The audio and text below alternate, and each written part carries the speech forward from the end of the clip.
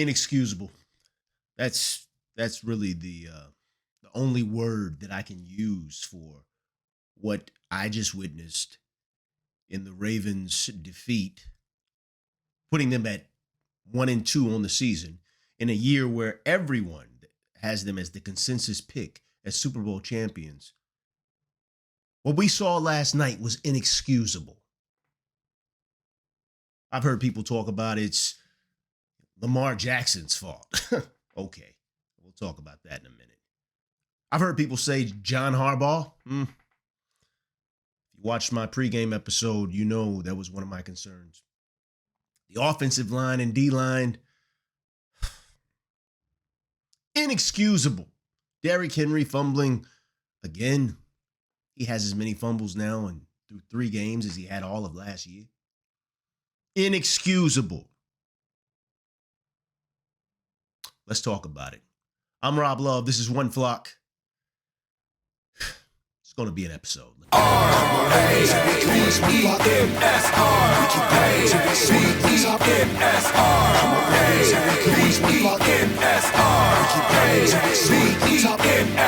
go Ravens, let's go Ravens, let's go Ravens, let's go Ravens. We are one flock, we are one flock, we are one flock, we are one flock.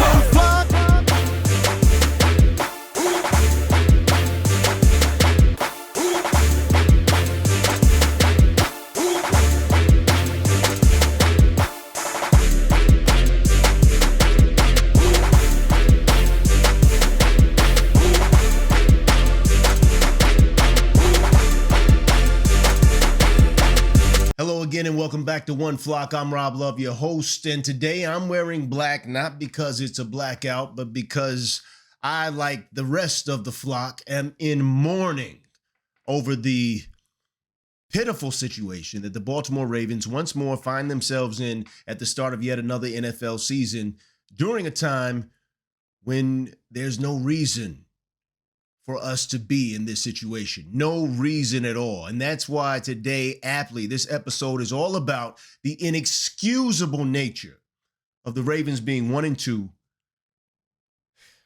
and the way in which they have arrived at that place, that terrible, terrible place. Let's talk about last night. We're going to break this into 3 main problem areas.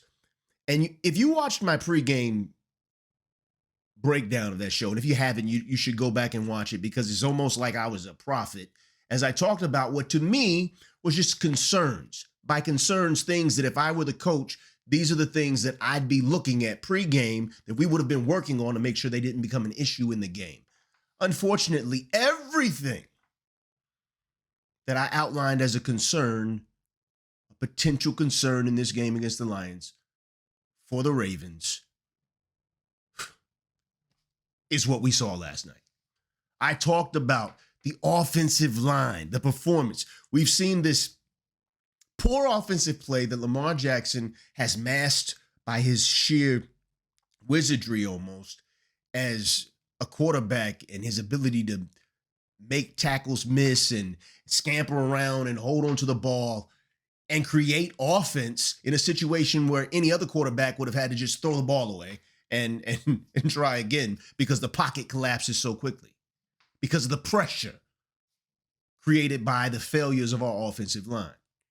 And I'm not going to call names today. I'm not going to jump on the Falele Voorhees bandwagon, because honestly, that offensive line was invisible all the way across. Ronnie Stanley was getting beat. Even Linderbaum was getting beat. It was a terrible, terrible display of what professionals getting paid like Ronnie Stanley, professionals are supposed to do in terms of protecting the quarterback, creating a wall to allow time for the plays to develop. It was so bad that today what I've had to listen to, what I've been able to see all over social media, is there's a bunch of people who are blaming this loss on Lamar Jackson. And you know why? They say, oh, he holds onto the ball too long. He held onto the ball too long. That's why he got sacked 7 times. No, it isn't. Let me make this perfectly clear. Those of you who are complaining right now because in your present state of understanding football, you believe the 7 sacks that Lamar Jackson took last night, which, by the way, 7 sacks, inexcusable. If you believe those 7 sacks are because Lamar Jackson holds on to the ball too long, first of all, I'll say this. Lamar Jackson is not perfect.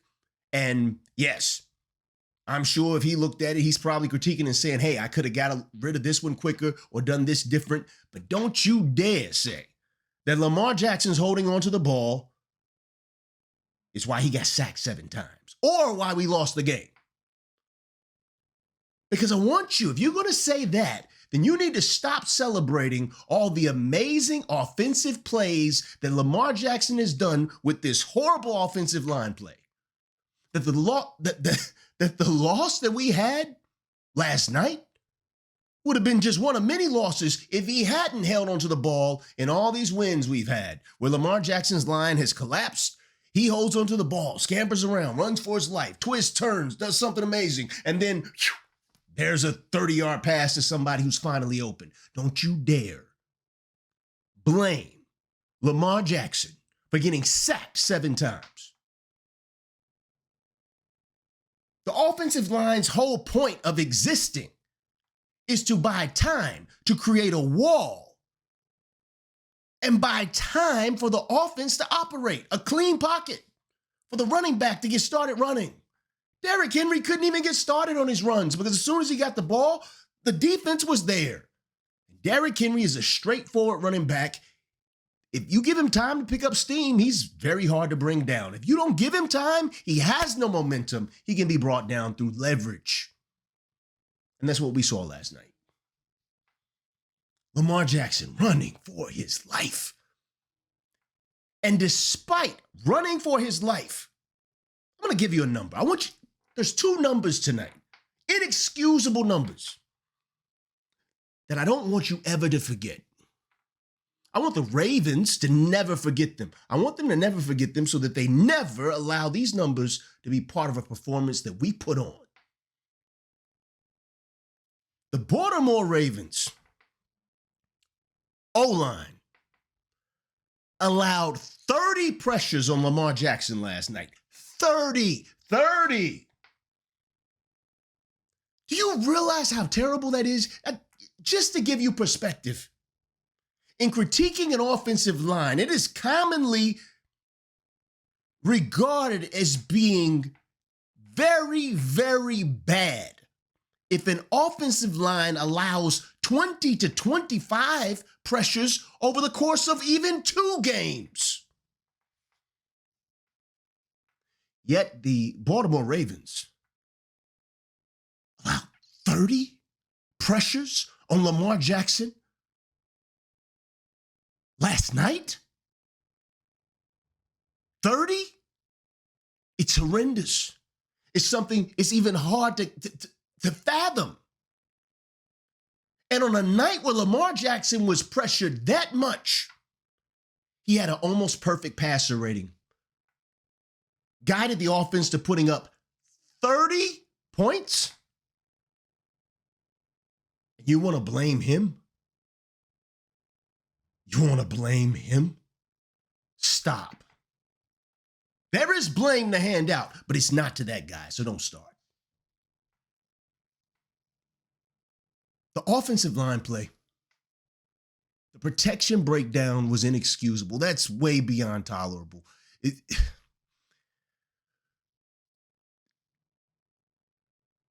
We can't allow that to happen. So I'm not going to get stuck here. This is going to be a short episode because I don't want to get bogged down in the negative and go on for a long time. But that's one of the things we got to address. Let's go into the second area that we got to talk about. Turnovers being created by the defense. Pressure from the defense. We talked about pregame. The defense needs to get turnovers. They did it against Flacco and the Cleveland Browns. Couldn't do it against Buffalo Bills. Not a single turnover against a great offense. We needed to do that last night against the Lions because the Lions are the number one passing offense for the last 2 years in the NFL. They, like the Ravens, have all kinds of weapons. Our defense was almost as invisible as our offensive line. The defensive line did not bother Jared Goff last night in the least. They didn't bother him at all. Jared Goff is nothing like Lamar Jackson. He has no wizardry. He has no ability to just scramble and shake and move and speed and elusiveness. He's just one of the greatest pocket passers in the game. And if you give that dude time to stand in the pocket like a statue and scan the field, he is going to do what he did last night, put up almost 40.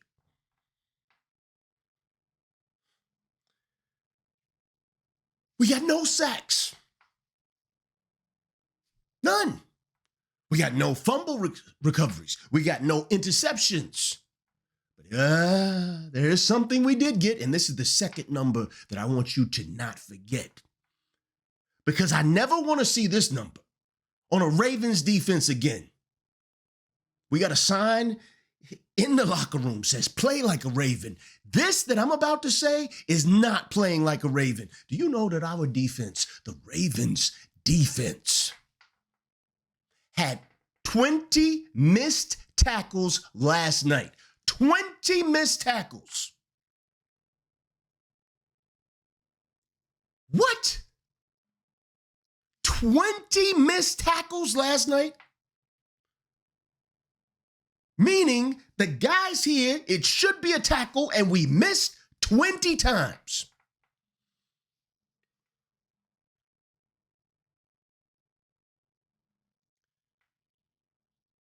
Inexcusable. Inexcusable. I don't know how a defense of professional football players who are as highly paid as our defense is, big names, Roquan, where were you, bro? Where were you? I believe our rookie, Mike Green, led the team in tackles with 4. Kudos to you, Mike Green. You're young, you're growing. Where in the world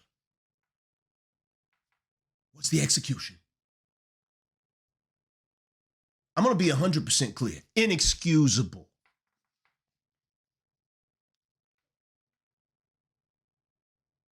And finally, another critical point, big area. We talked about in my pregame that Derrick Henry needs to work on ball security, holding onto the ball. Because even though it didn't cost us in the Browns game when he fumbled, because we recovered it in the way that it did in the Buffalo Bills game, where likely it did cost us the game. Once more last night, critical time in the game. We needed points. Time's running low in the fourth quarter, much like in the Buffalo Bills game. Derrick Henry fumbles the ball, gives it to the Buffalo Bills right there, already in scoring distance. Right there. And of course, they score.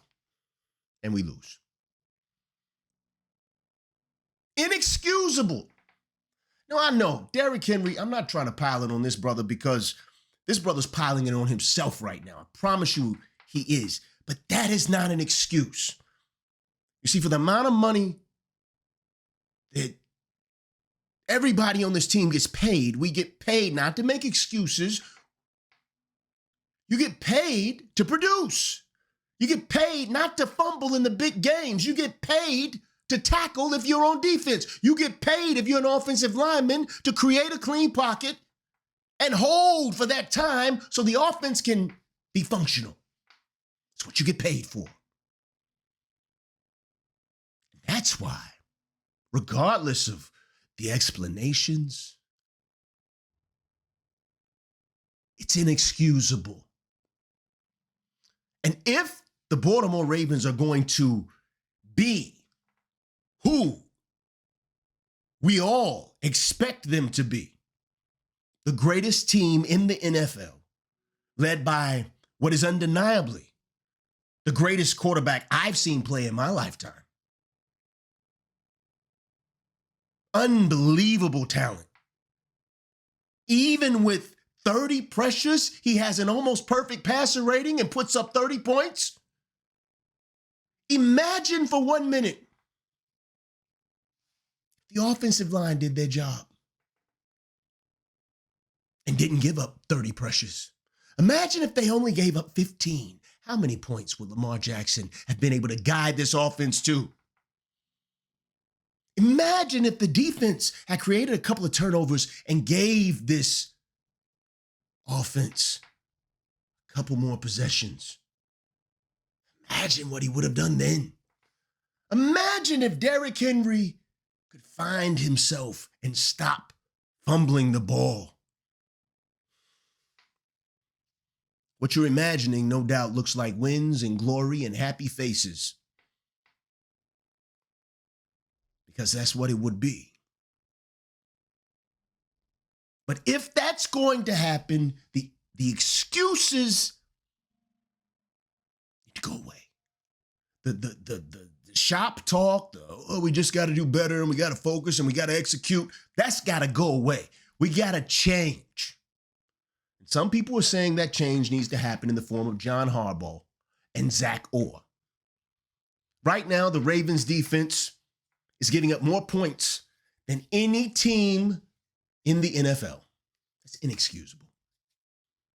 Zach Orr, brother, young, have a great story. I want you to be successful. I want you to succeed. But you have to figure this out. If this is what you are going to be owning as your position, as your destiny, as your legacy, then you have to hold yourself as accountable as the fan, even more so than the fans. And I'm not saying that you aren't. But the message to your defense has to be inexcusable.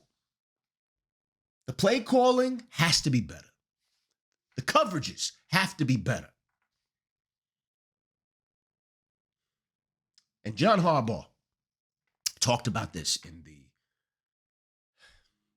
pregame episode. You should watch it. You guys think I'm making this up. I talked about all of this. John Harbaugh, you are who you are. A great NFL coach who's inspired men for 2 decades. You've won Super Bowls. You've reached a point in your career to where the biggest threat to you is to be set in your own ways to the point that you are not malleable enough to change on the fly when you need to. I know you took a lot of criticism for not running the ball in those first and goal situations, not giving it to Derrick Henry. So last night, you changed. You didn't do what you've done in previous games, like the division round last year, when the running game was actually working and it was dominant and the Bills had no answer for it. That's when you should have run the ball. The run game was not working last night because the O-line was sucking more than usual.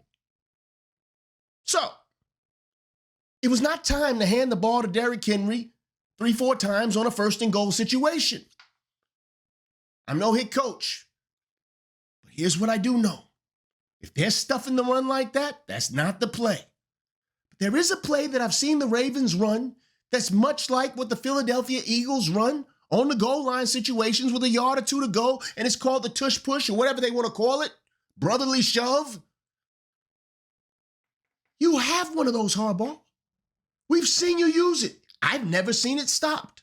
Where you put Mark Andrews under center and we did our version of the tush push. Tell me that wouldn't have worked last night. Tell me it wouldn't have worked against the Bills in the division round. It's speculation at this point because we never saw it. A play that I've never seen not work to get a yarder. We didn't even try. We tried something that we saw fail over and over and over and over again last night. They were stacking the box against Derrick Henry. And then Derrick Henry throwing passes. What are we doing? Why are we getting cute? I talked about this in the pregame. And I apologize for sounding frustrated. But no, I don't apologize for sounding frustrated because I should be. This is the voice of a fan base who expects greatness because we have a great franchise with the greatest quarterback of our time and great all-time players on both sides of the ball. We have those guys. This fan base, those players deserve what will only happen if every single one of those players, every single one of those coaches who are part of that storied franchise hold themselves accountable. We have to hold ourselves accountable.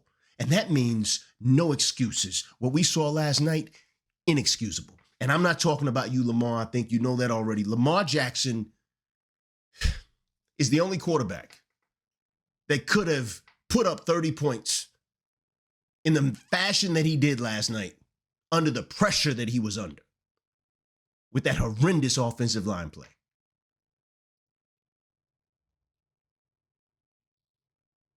Well, that's what I have for this episode. It's a short episode because, again, I don't like venting for long periods of time, but this is the temperature right now. This is where we're at. We got the Patriots coming up on a short week, and I promise you, they're just as desperate as we are. Their fan base is just as in shock as we are, probably more so because they're used to winning more than we are.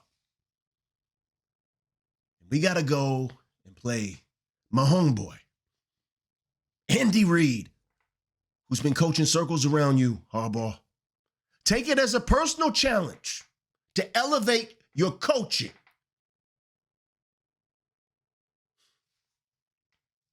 Let's go get a win.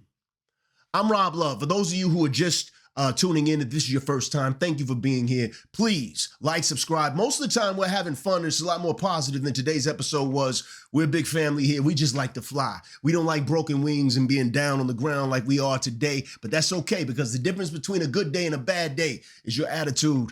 So we're going to turn this attitude thing up, get the breathing out, get this over, and get back on to getting on this Super Bowl run. Please, if you haven't already subscribed, like the video, subscribe if you got value out of today's content, and we'll look forward to you being here when we get this thing turned around, because we will get this thing turned around, because one thing about Ravens is we don't make excuses. If it's inexcusable, we call it that. We fix it, and we fly. I'm Rob Love. If there's somebody out there who needs a bit more love in their life and you know about it, give it to them for me, all right? I want you right now to please put in the comments what you think is the thing that needs to change, or things. If you think there's more than one, let's talk about it. Let's get it out. What needs to happen for the Ravens to get this thing turned around? I appreciate you. I love you guys. For One Flock, I'm your host, Rob Love, saying, let's get back to flying, y'all. I'll see you next time. We take the field as one flock. Come on, Ravens, here we go as one flock. We keep grinding till we soar to the top. Come on, Ravens, here we go as one flock. We keep grinding till we soar to the top. Let's go Ravens, let's go Ravens, let's go Ravens, let's go Ravens. We are one flock, we are one flock, we are one flock. We are one flock. Everything out of me, they gonna get a Super Bowl out of me.